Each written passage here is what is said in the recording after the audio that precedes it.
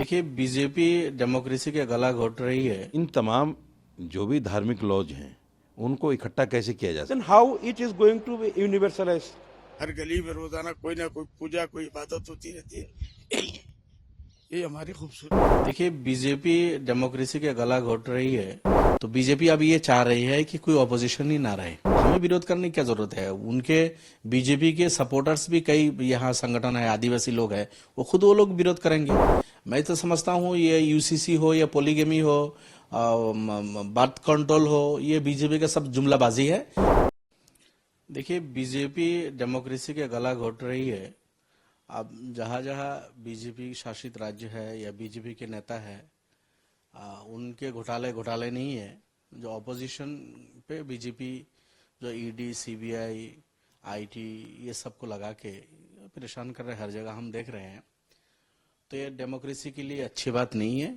और बीजेपी ये जबरदस्ती अपना एक छत्रीय एक तरफा ये चला रही है। अब उनकी राज है बीजेपी की, तो बीजेपी अब ये चाह रही है कि कोई ऑपोजिशन ही ना रहे। अब ईडी और सीबीआई बोलिए, ये मेरे ख्याल में कोई स्वतंत्र अब वो नहीं रह गया, एजेंसी नहीं रह गया। अब इसके दुरुपयोग कर रहे हैं बीजेपी, और ये दुखद बात है। और सब अपोजिशन को मिलकर लड़ना चाहिए इसके खिलाफ। पहले लाने दीजिए, क्या ला रहे हो? अभी तो सेशन शुरू होगा 5 तारीख से, अब पता नहीं वो क्या लाएंगे। अब लाने दीजिए, हमें विरोध करने की क्या जरूरत है? उनके बीजेपी के सपोर्टर्स भी कई यहाँ संगठन है, आदिवासी लोग हैं, वो लोग विरोध करेंगे। उनमें पोलीगेमी है। अब बीजेपी के जो सपोर्टर्स है, अब आदिवासी जो यहाँ के है मूल निवासी, कई संगठन में, कई जात में, उनमें खुद पोलीगेमी उनमें है। तो पहले लाने दीजिए बीजेपी को। हमें उसको विरोध करने से पहले मैं समझता हूँ बीजेपी का अंदर से ही उसका विरोध हो जाएगा। बीजेपी के पता नहीं कितने नेता है जो पोलीगेमी के शिकार है, वो खुद इस पे फंसे हुए हैं। तो पहले लाने दीजिए, हम उसको देखेंगे, फिर बाद में बात करेंगे। पहले लाने दीजिए, उसका क्या उनका मतलब है? अब जब बीजेपी के लोग ही पोलीगेमी में फंसे हुए हैं, मैं जैसे कि कह रहा था, बीजेपी का नेता है, उस अभी डिमा हसाओ में आया था, बीजेपी का कोई काउंसिल का मेंबर था, वो पोलीगेमी के 2-2, 3-3 बीवी उसके पास है। तो अब बहुत सारे इस तरह के उनके होंगे जिनके पास, उनके पास है ये सब मसला। अब मैं नहीं समझता हूँ कि किसी को टारगेट कर रहे हैं, वो क्या कर रहे हैं। अब टारगेट कर रहे हैं या क्या कर रहे हैं, वो पहले लाने दीजिए, फिर हम देखेंगे उसको। नहीं, इस बिल को अभी लाए नहीं, कोर्ट में मूव की बात तो उस वक्त आती है। अब पहले लाने दीजिए, वो क्या लाते हैं। मैं And what is their purpose? Because if they are going to implement UCC, then why the Uttarakhand government exempted the Adivasis, Dalits from this act? If they are not, Adivasis and Dalits are not included under the preview of this law, then how it is going to be universalized and how it is a common law for everyone if Dalits are exempted from that?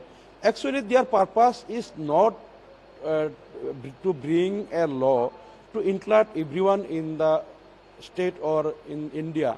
Only their purpose is to dominate the minority communities like Muslims, Sikhs, Christians and Jains, Buddhists. Only to dominate them, and only by implementing a law by the name of UCC, they want to deprive them from their rights, social rights, legal rights and other religious rights. And this is their way to create a situation, a communal situation, so that they can collect more and more votes from the RSS background peoples. And it is not, their ambition, their purpose is not a right purpose. It is, we oppose the bill or the act UCC, and we shall continue our opposing against the bill. UCC एक ऐसा मसला है, जितने भी हिंदुस्तान में धर्म और पंथ हैं उन तमाम को ये कहीं ना कहीं अटैक करेगा, क्योंकि सबके अपने लॉज हैं। जैन धर्म के अलग लॉज हैं, बुद्धिस्ट के अलग हैं, सिखों के अलग हैं, ईसाइयों के अलग हैं, पारसियों के अलग हैं, मुसलमानों के अलग हैं, हिंदुओं के अलग हैं। तो इन तमाम जो भी धार्मिक लॉज हैं उनको इकट्ठा कैसे किया जा सकता है?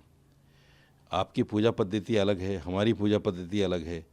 ये सब चीज़ें बिल्कुल अलग अलग हैं और होंगी और रहेंगी।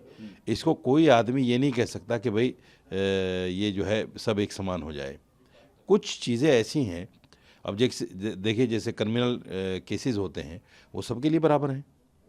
सिविल में आप चले जाइए कोर्ट में, सबके लिए केस बराबर है। तो कॉमन सिविल कोड लाकर ये बताना और जताना क्या चाहते हैं?